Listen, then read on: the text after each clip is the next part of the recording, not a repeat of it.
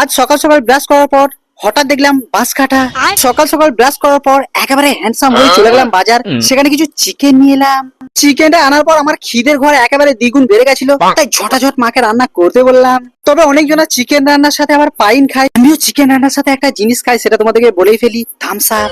আজকে আবার বাড়িতে দেখছি একটা বিদেশি টাইপের শাক রান্না হচ্ছে। এটা কি শাক আমি কিন্তু বুঝতেই পারছি না।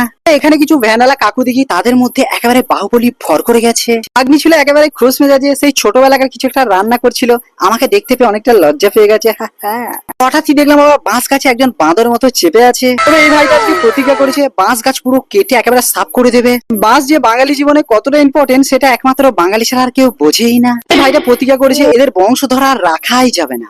বাঁশগুলোকে যে একেবারে গোষ্ঠী সদ্য উদ্ধার করবে, এতে কিন্তু আমার অনেকটা সাপোর্ট ছিল। তারপরে এই ভাইটা কোথা থেকে একেবারে ঋত্বিক রোশনের মতো চলে এলো আর বাহুবলী তার উপর ভর করে গেল। যাই হোক, আজকে ব্লগ এতটুকুই, টাটা সবাইকে।